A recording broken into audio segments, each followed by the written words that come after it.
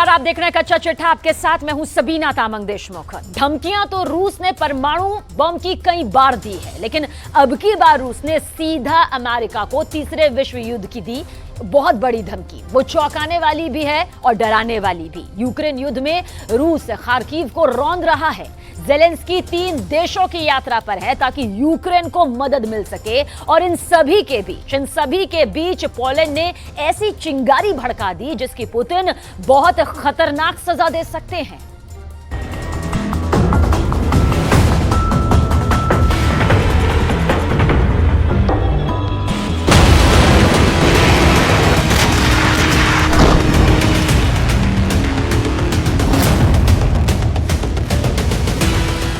Ukraine से आई तबाही की ये तस्वीरें नई नहीं हैं। तीसरे वर्ष में प्रवेश कर चुका युद्ध यूक्रेन की करीब 60% जमीन पर बर्बादी की कहानी लिख चुका है। रूस की तोपों का मुंह इन वर्षों में कभी बंद नहीं हुआ। शहर, कस्बा, गांव, गली, यूक्रेन में आप कहीं भी चले जाएं, मलबे ही मलबे बिखरे पड़े हैं। ताजा तस्वीरें खार्किव की हैं। यूक्रेन के इस दूसरे सबसे बड़े शहर पर रूस की फौज आग बनकर बरस रही है।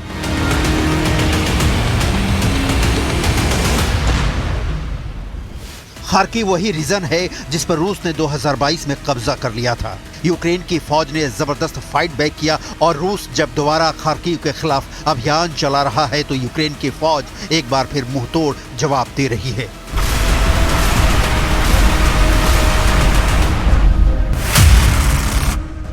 खार्किव यूक्रेन की राजधानी कीव पर कब्जे का गेटवे है। खार्किव पर कब्जे से पुतिन की सेना को न सिर्फ हारे हुए इलाके को जीतने का सुख मिलेगा, बल्कि सेना का मनोबल भी बढ़ेगा। खार्किव रणनीतिक रूप से इतना अहम है कि पुतिन कीव से पहले खार्किव पर पूर्ण विजय के लिए सेना को करो या मरो का आदेश दे चुके हैं।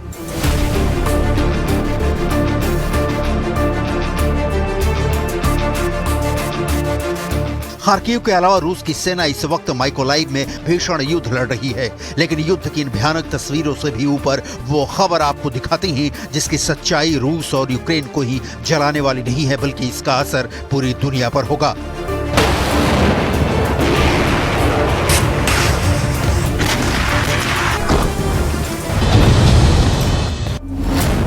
रूस ने अमेरिका को दी तीसरे विश्व युद्ध की धमकी। रूस की जमीन पर हुआ हमला तो थर्ड वर्ल्ड वॉर तय। पोलैंड ने आग में घी डालने का किया काम।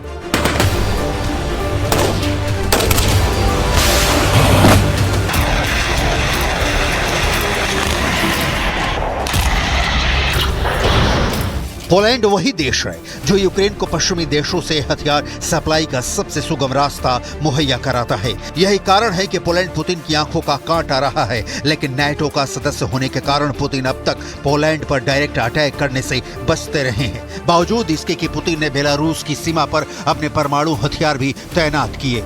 पोलैंड को बारंबार धमकी भी दी, लेकिन पोलैंड ने यूक्रेन को हथियारों की सप्लाई वाला रास्ता बंद करने से इनकार कर दिया। यह पोलैंड पुतिन के लिए युद्ध में नासूर बन चुका है, लेकिन यहाँ पोलैंड के एंगल से युद्ध की विभीषिका की दास्तान नहीं, बल्कि रूस की इस धमकी की डिटेल देखिए कि कैसे रूस यूक्रेन युद्ध तीसरे वर्ल्ड वॉर में तब्दील हो सकता है। रूस के पूर्व राष्ट्रपति दिमित्री मेदवेदेव ने चेतावनी दी है, यूक्रेन में रूसी ठिकानों पर कोई भी अमेरिकी हमला तीसरे विश्व युद्ध को जन्म देगा।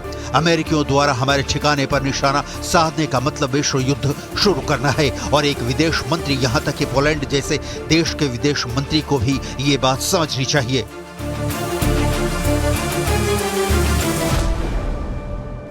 रूस के पूर्व राष्ट्रपति दिमित्री मेदवेदेव अभी रूस की सुरक्षा परिषद के उपाध्यक्ष हैं। उन्होंने पोलैंड के विदेश मंत्री सिकोरस्की की टिप्पणी पर यह बयान दिया है। पोलैंड के विदेश मंत्री सिकोरस्की ने दावा किया कि अगर मॉस्को ने यूक्रेन में परमाणु हथियारों का इस्तेमाल किया तो अमेरिका रूसी ठिकानों पर हमला करेगा।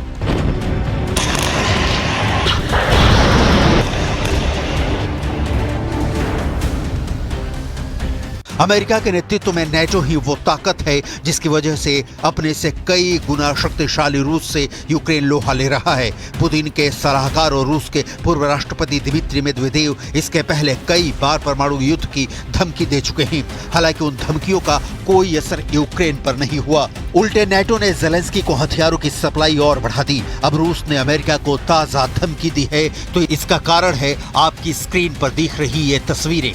यूक्रेन के राष्ट्रपति वोलोदिमीर ज़ेलेंस्की बेल्जियम पहुंचे हैं। बेल्जियम ही वो देश है जो अमेरिका के ऑर्डर पर यूक्रेन को F-16 लड़ाकू विमान देने जा रहा है। या राष्ट्रपति ज़ेलेंस्की ने उन F-16 फाइटर जेट को भी देखा जो इसी साल यूक्रेन पहुंचने वाले हैं। ज़ेलेंस्की बेल्जियम के बाद स्पेन और पुर्तगाल जैसे देशों के दौरे पर जाने वाले हैं और इन सारी यात्राओं का एक ही मकसद है कि यूक्रेन को ज्यादा से ज्यादा हथियार मिले। रूस के हमले बढ़ने के बाद यूक्रेन हथियारों की भारी कमी का सामना कर रहा है।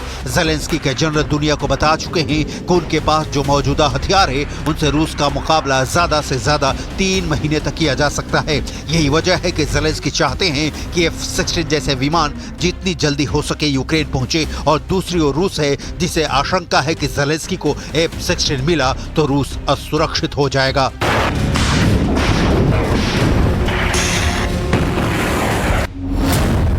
F-16 दुनिया का सबसे उन्नत किस्म का फाइटर जेट है। अमेरिकी निर्माता लॉकहीड मार्टिन द्वारा निर्मित F-16 चौथी पीढ़ी का लड़ाकू विमान है। दुनिया भर में 25 से ज्यादा देशों के पास F-16 विमान है। ये 2145 किलोमीटर प्रति घंटे की रफ्तार से उड़ सकता है। इसमें हवा से हवा और हवा से जमीन में मार करने वाली मिसाइलों को तैनात किया जा सकता है। F-16 में लगने वाली मिसाइलों की रेंज 100 किलोमीटर है।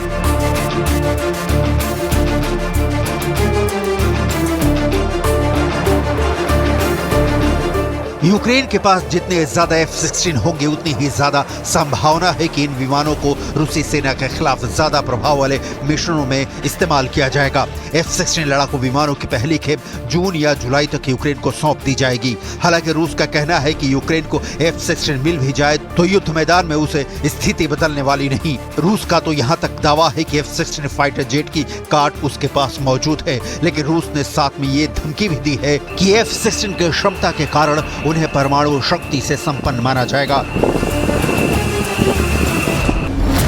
जाहिर है यही कारण है कि रूस यूक्रेन के उन हवाई अड्डों को निशाना बना रहा है जहां से F-16 उड़ान भरेंगे। एक्सपर्ट मान रहे हैं कि ऐसे में यूक्रेन के सामने बड़ी चुनौती होगी कि F-16 मिल भी जाए तो उड़ान कैसे भरेंगे। इस बीच रूस अमेरिका को तीसरे विश्व युद्ध के लिए चिता रहा है, लेकिन अमेरिका पर इन धमकियों का शायद कोई असर नहीं होने वाला। अमेरिका के स्टैंड युद्ध की शुरुआत से ही क्लियर रहा है कि उसे यूक्रेन को पुतिन से बचाना है और इसका कारण भी साफ है कि उसे नेटो का स्टेशन रूस के पड़ोस में स्थापित करना है। रूस इस बात को भलीभांति समझता है, लेकिन पुतिन किसी भी तरह का परमाणु हमला करने से अब तक बचते रहे हैं। इसका कारण घरेलू भी है और अंतर्राष्ट्रीय भी, क्योंकि परमाणु युद्ध हुआ तो सिर्फ यूक्रेन नहीं जलेगा। इधर यूक्रेन पूरा जोर लगाकर रूस को रोकने की कोशिश कर रहा है। यूक्रेन की पीकी ब्लाइंडर्स ने रूस की सेना को नाको चने चबाने पर मजबूर कर दिया है। पीकी ब्लाइंडर्स के बारे में आपको भी जरूर जानना चाहिए।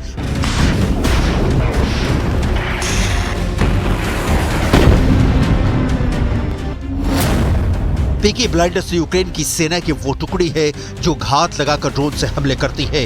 इनके पास बड़ी तादाद में सस्ते ड्रोन हैं जिसे डेवलप कर रूस की सेना पर छोड़ रहे हैं। सेना की इस टुकड़ी का नाम पीकी ब्लाइंडर्स यूक्रेन के फेमस टीवी सीरियल के नाम पर पड़ा है।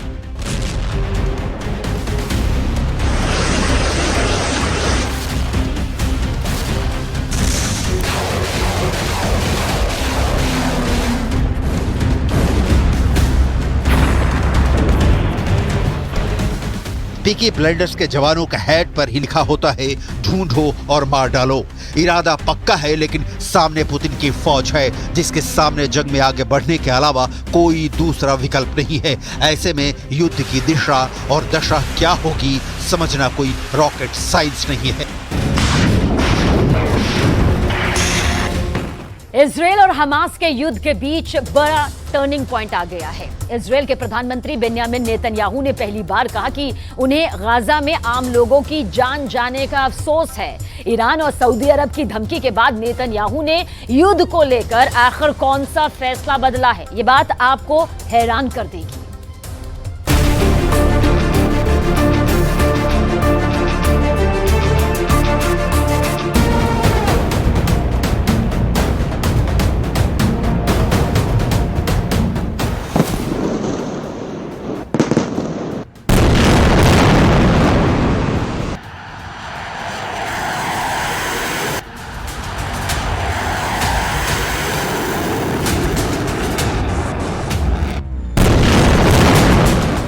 करीब 250 दिनों तक हजारों टन की बमबारी।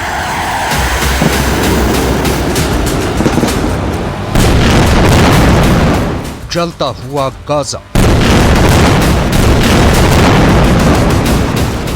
तार-तार हो चुकी इमारतों के साथ खंडर में तब्दील हो चुका गाजा।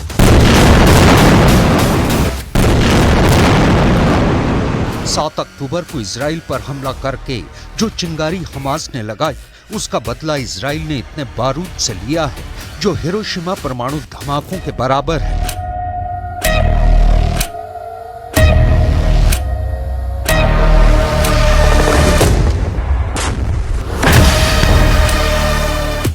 गाजा में कुछ नहीं बचा है। 36,000 से ज्यादा लोगों की मौत हो गई, लेकिन नेतन्याहू रुके नहीं है। फिर 26 मई की रात को ऐसा क्या हुआ जिसने नेतन्याहू को सदमा दिया है? सदमा बहुत गहरा लगा है।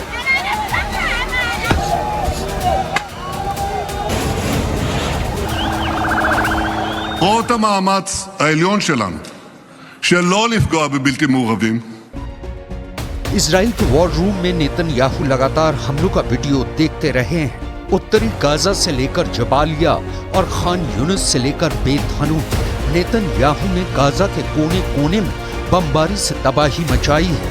हमास को खत्म करने के लिए इजराइल के बम बिना किसी भेदभाव के बरसे हैं और गाजा पर हुए हर हमले का अपडेट नेतन्याहू को लगातार मिलता रहा है।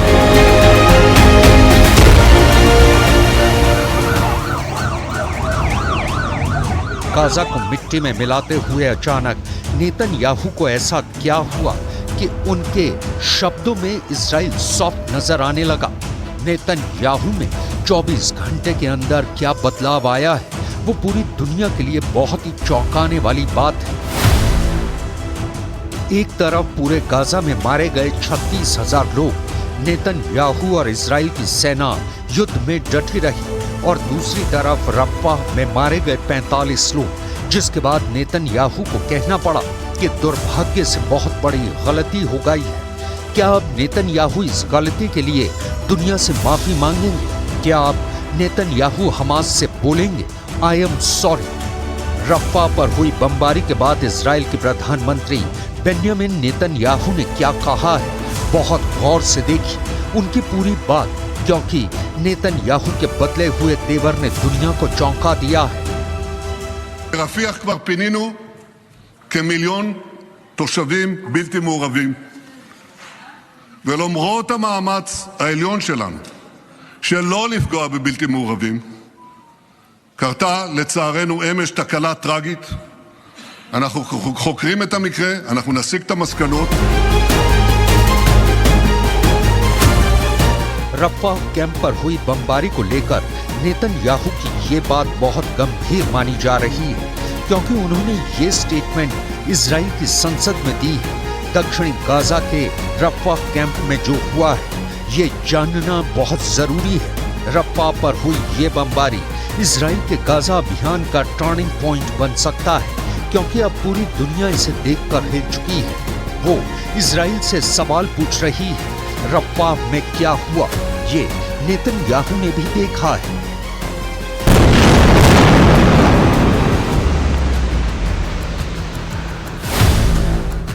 इजराइल ने गाजा पर बमबारी जारी रखते हुए रफ़ाह कैंप को टारगेट किया। यहां शरणार्थी कैंप पर गोले बरसाए गए। रिपोर्ट में कम से कम 45 लोगों की जान गई है, जिनमें महिलाएं और बच्चों की तादाद ज्यादा है। ये एक शरणार्थी कैंप था और गाजा के लोगों के लिए ये सेफ जोन बताया गया था। يعد توقيت تنفيذ هذه المجازر خلال اليومين الماضيين إعلان تحد من قبل حكومة المجرم نتنياهو الصهيونازية لقرارات محكمة العدل الدولية، والتي أمرت بوقف العملية العسكرية في مدينة رفح. नेतन्याहू कह रहे हैं उनका इरादा आम लोगों की जान लेना नहीं था, लेकिन हमले के बाद अंतर्राष्ट्रीय स्तर पर नेतन्याहू को लगातार आलोचना का सामना करना पड़ रहा है। जब वो इस बारे में इजराइल की संसद में बयान दे रहे थे, तब हमास के हाथों बंधक बनाए गए इजरायली सैनिकों के परिवार दर्शक दीर्घा में बैनर के साथ प्रदर्शन कर रहे थे। लेकिन इस वक्त रफ़ाह पर पूरी दुनिया ने नेतन्याहू और उनकी फौज को घेर लिया है। अंतर्राष्ट्रीय कोर्ट ने कहा है कि इजराइल को रफ़ाह में ऑपरेशन रोक देना चाहिए। जर्मनी ने कहा है कि अंतर्राष्ट्रीय कोर्ट के आदेश को मानना चाहिए। यूरोपीय संघ ने कहा है कि हम इस हमले की कड़ी निंदा करते हैं। There seems to be around 40 people, including small children, being burned. I condemn this in the stronger terms. It proves that there is no safe place in Gaza. संयुक्त राष्ट्र की पैलेस्टीनियन रिफ्यूजी एजेंसी यानी UNRWA ने कहा है कि Rafah में कोई जगह सुरक्षित नहीं। फ्रांस के राष्ट्रपति इमैनुअल मैक्रोन ने कहा है रफ़ाह में हुई तबाही देखकर वो बहुत गुस्सा है। कनाडा ने कहा है कि वो इजराइल की मिलिट्री अभियान का समर्थन नहीं करता। इजराइल के दोस्त अमेरिका ने कहा है कि रफ़ाह पर विनाशकारी हमला हुआ है, लेकिन इजराइल के पास अपनी रक्षा का अधिकार है। नॉर्वे ने कहा है कि इजराइल रफ़ाह में मिलिट्री ऑपरेशन फौरन रोके। सऊदी अरब ने कहा है कि इजराइल को फिलिस्तीन का अस्तित्व मानना पड़ेगा। फिलिस्तीन के अस्तित्व के बिना इजराइल नहीं रह सकता। इस्लामिक देशों के संगठन OIC यानी ऑर्गेनाइजेशन ऑफ इस्लामिक कोऑपरेशन इसे जघन्य जनसंहार वाली कार्रवाई बताया है। कुल मिलाकर रफ़ाह कैंप पर हुई बमबारी और निर्दोष 45 लोगों की मौत ने पूरी दुनिया को हिला दिया है। इसलिए ये रिएक्शन आने के बाद एक बार फिर वही सवाल, क्या आप नेतन्याहू इस गलती के लिए दुनिया से माफी मांगेंगे? क्या आप नेतन्याहू हमास से बोलेंगे I am sorry? מטבע הדברים, במלחמה בהיקף ובעצימות שכאלה, קורים גם אירועים קשים. חלק מהאירועים, כמו האירוע אמש ברפיח, קשים מאוד. פרטי האירוע אתמול עדיין מצויים בבדיקה, ואנו מחויבים למצותה עד תום. צה"ל מצר על כל פגיעה בבלתי מעורבים במהלך המלחמה. रफ़ाह में लाशों के टुकड़े अब भी बीने जा रहे हैं, लेकिन नेतन्याहू ने कहा है कि वो अपना मिलिट्री अभियान जारी रखेंगे। इन तस्वीरों को देखकर इजराइल फिर से अपने आलोचकों के टारगेट पर है। कई देशों में सड़कों पर लोग उतर आए हैं और इजराइल के खिलाफ प्रदर्शन कर रहे हैं।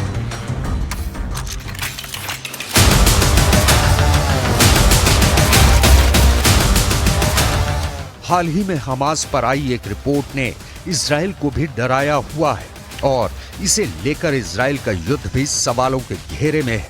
हमास की ताकत कितनी बची है, इसी मुद्दे पर आई रिपोर्ट ने नेतन्याहू को परेशान कर दिया है। अमेरिका के पॉलिटिको अखबार ने हमास को लेकर एक रिपोर्ट छापी है। इस रिपोर्ट में अमेरिकी खुफिया एजेंसियों के हवाले से मिली जानकारी पर बताया गया है 8 महीने के युद्ध में इजराइल अब तक हमास के सिर्फ 30% लड़ाके ही मार पाया है। यानी रिपोर्ट में पहली बड़ी खबर यह है कि 70% हमास अभी भी बाकी है। 70% मतलब 2/3 हमास अब भी इजराइल से टक्कर ले रहा है। रिपोर्ट में दूसरी बड़ी खबर यह है कि इजराइल ने गाजा में हमास के सिर्फ 35% सुरंग नेटवर्क को तबाह किया है। यानी गाजा में हमास की 65% सुरंग अब भी एक्टिव है। यानी 2/3 सुरंगों का इजराइल अब तक पता नहीं लगा पाया है। इस खबर से इजराइल में ऐसा पॉलिटिकल तहलका मचा है कि सब बेन्यामिन नेतन्याहू से पूछ रहे हैं कि क्या इजराइल हमास के खिलाफ युद्ध हार रहा है। नेतन्याहू बहुत बेचैन है, नेतन्याहू बहुत टेंशन में है और अब वो रफ़ाह के हमले पर अफसोस भी जता रहे हैं।